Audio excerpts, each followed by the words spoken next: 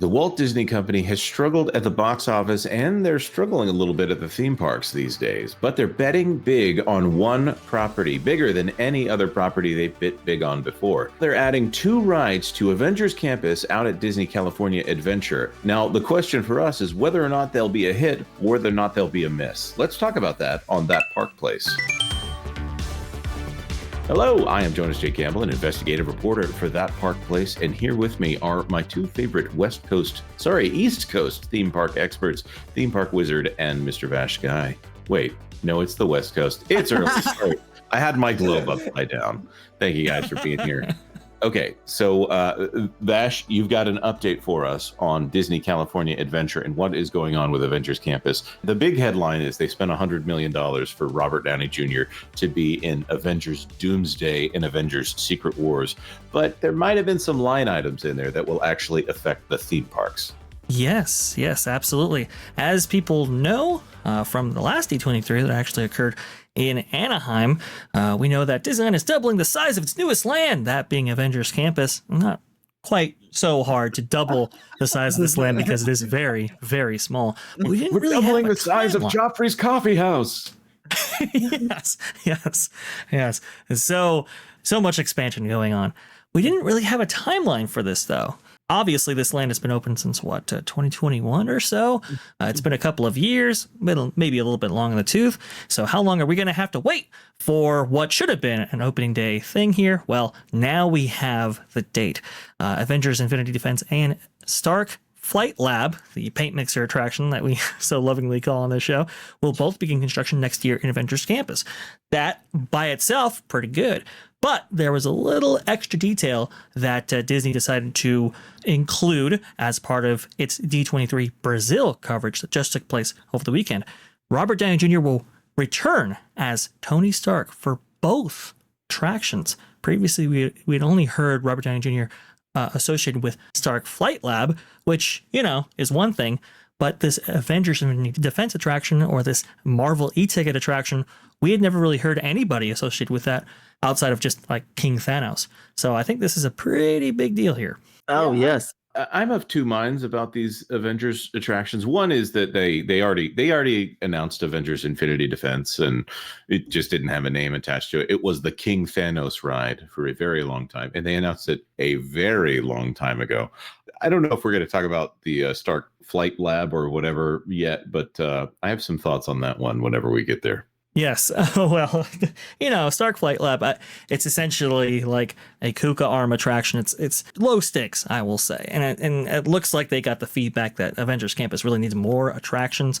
And due to the relatively small amount of space that they're working with here, I think they try to shove one in versus this Infinity Defense attraction. This is the one that I think everybody is far more excited about.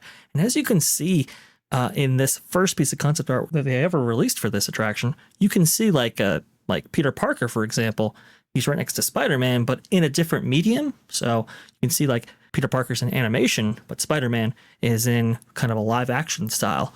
So I think a lot of people were excited about the prospect of not only folding in all these characters, but also different mediums as well. Well, it's interesting because I'm excited for more Marvel things. I love Marvel some, and it's so tiny, that land. But this is going to open, let's say it opens in 2027 or 2028, and that's around the time when Robert Downey Jr. will be Doctor Doom. So I feel like some people might be confused by that. I know it has nothing really to do with the movies, I guess.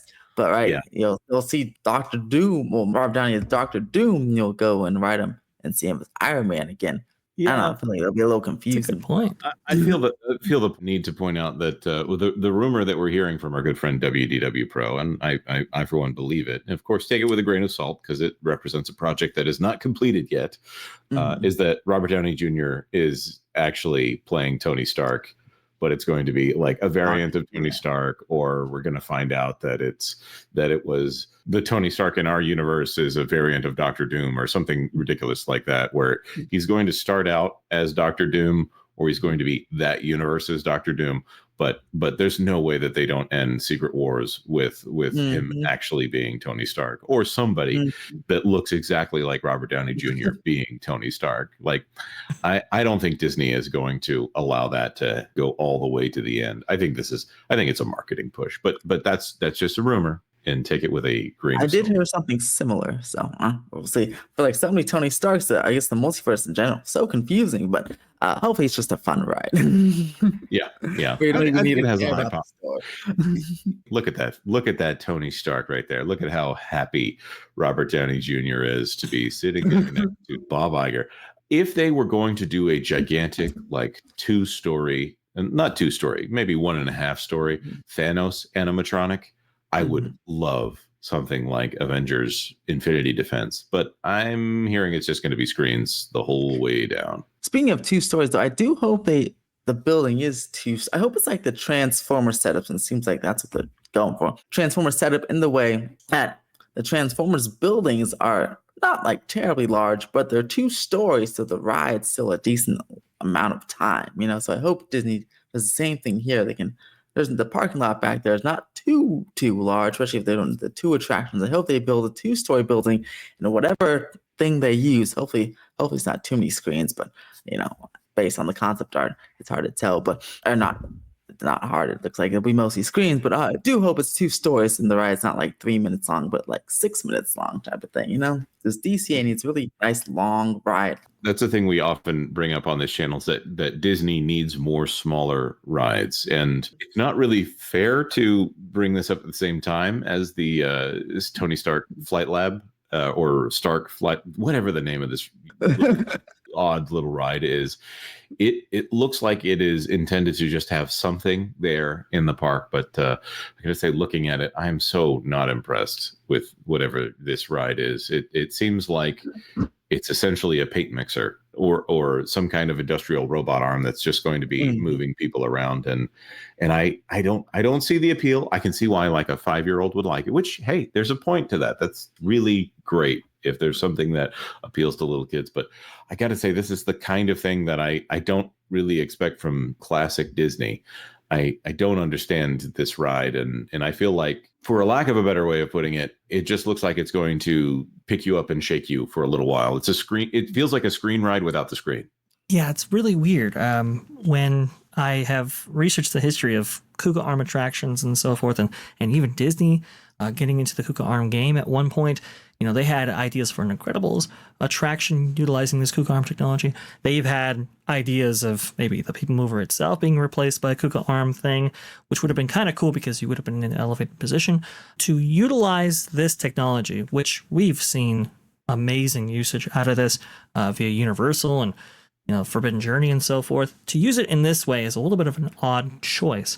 I understand that they were looking to increase the ride count at Disney California Adventure and Avengers Campus specifically. I get all that. I don't know if I would have gone with this specific ride system as my choice. Perhaps this is a test for something greater later down the line. It might be, but for right now, this is what we're getting.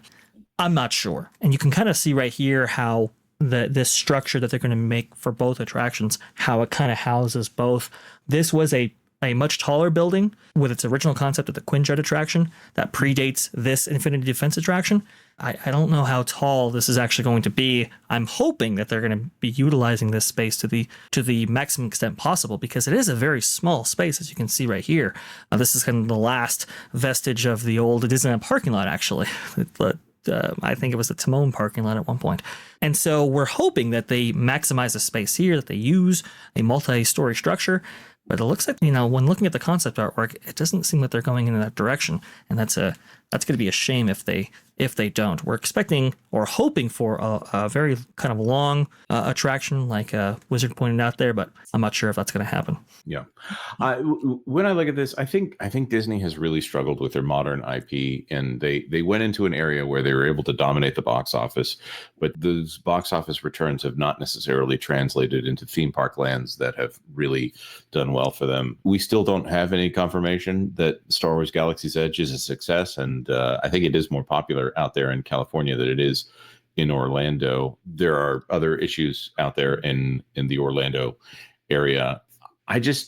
I look at the Avengers stuff and I don't actually see much that is meant to appeal to the modern audiences. The modern theme park audiences specifically. It doesn't seem like these costumes are really made for meet and greets. They don't really stand out. And in fact, I mean, I don't mean to praise Universal over and over again, but the Marvel Superhero Island has something a little bit more heroic and a little bit more comic booky out there, to the point where like kids really respond to the characters that are out there at Marvel Superhero Island.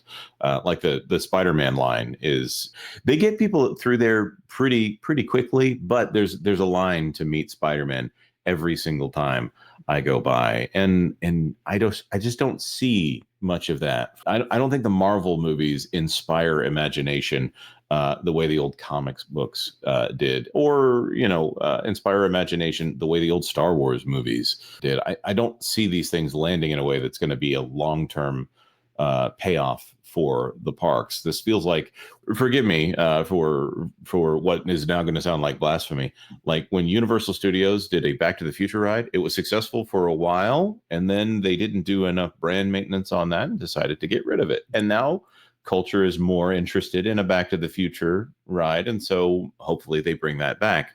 This is very cyclical here, whereas Disney used to say everything we make is timeless. And so if you put it into the theme park, it didn't even matter if it was popular now. It was going to be great anyways. I don't have that confidence in them now. In fact, it seems like Shanghai is going to get all the Spider-Man stuff, which I think Spider-Man is timeless. I'm not sure that Robert Downey Jr. Tony Stark is timeless. Not only do they get the Spider-Man stuff, they get the cooler Spider-Man ride. The thing I've been wanting at California Adventure is a nice Marvel roller coaster, and Shanghai got it, and we got the web slingers. That's well said. And the less that's said about the Hong Kong Ant-Man ride, the better. But let's wrap this up here. Is there anything else we need to throw in before we throw it to our audience, Vash? Well, I'll just say that this construction timeline of next year, we're going to have to keep a close eye on that, because this is one of several attractions supposedly coming to Disney California Adventure, the Coco ride, and also the Avatar project, the Avatar Pandora 2.0 land that we're supposedly getting. Didn't hear any updates to those two attractions. So we'll have to see what comes next, whether it be an Avengers Campus expansion or something else. Agreed. All right. Everybody needs to go check out Theme Park Wizard, especially on Twitter. It's my favorite place. I know he's got a YouTube channel where he covers Universal Studios and a lot of that West Coast theme park stuff. He's our Avengers West Coast kind of guy. That being said, if you haven't done it yet, like this video if you like this video. And of course, consider subscribing to That Park Place for all the news that should be fun. Thanks for watching That Park Place News. For more information, consider checking out www.thatparkplace.com. And don't forget to subscribe, share, like, and send this out on your favorite social media accounts.